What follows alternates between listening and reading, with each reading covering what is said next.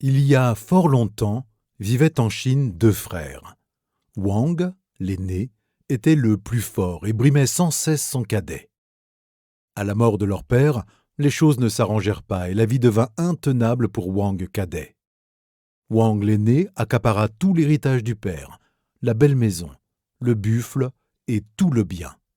Wang cadet n'eut rien du tout et la misère s'installa bientôt dans sa maison. Un jour, il ne lui resta même plus un seul grain de riz. Il fut donc obligé de se rendre chez son frère pour ne pas mourir de faim. Arrivé sur place, il le salua et lui parla en ces termes.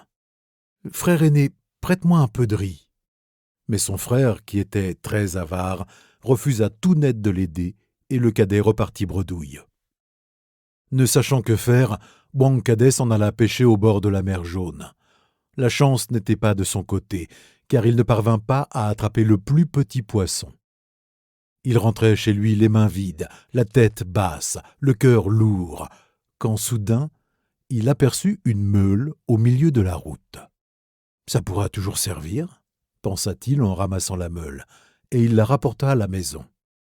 Dès qu'elle l'aperçut, sa femme lui demanda « As-tu fait bonne pêche? Rapportes-tu beaucoup de poissons ?»« Non, femme, il n'y a pas de poissons.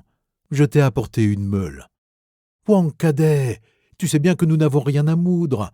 Il ne reste pas un seul grain à la maison. » Wang cadet posa la meule par terre et, de dépit, lui donna un coup de pied. La meule se mit à tourner et à moudre. Et il en sortait du sel, des quantités de sel.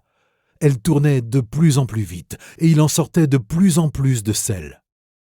Wang cadet et sa femme étaient tout contents de cette aubaine, tandis que la meule tournait, et le tas de sel grandissait. Wang cadet commençait à avoir peur, et se demandait comment il pourrait bien arrêter la meule.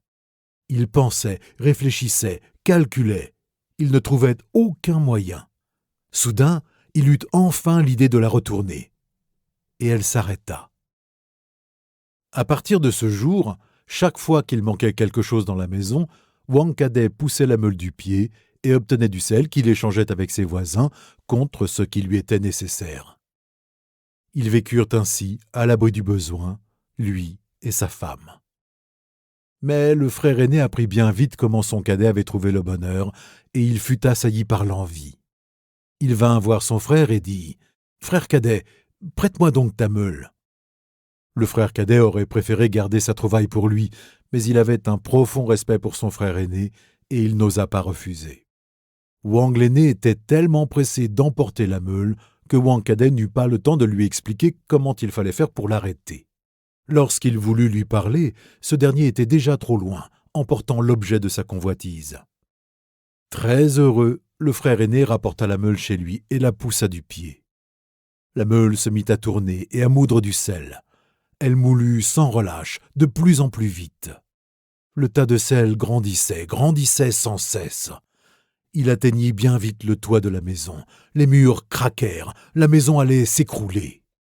Wang l'aîné prit peur. Il ne savait pas comment arrêter la meule. Il eut alors l'idée de la faire rouler hors de la maison, qui était sur une colline. La meule dévala la pente, roula jusque dans la mer et disparut dans les flots. Depuis ce temps-là, la meule continue à tourner au fond de la mer et à moudre du sel. Personne n'est allé la retourner. Et c'est pour cette raison que l'eau de la mer est salée.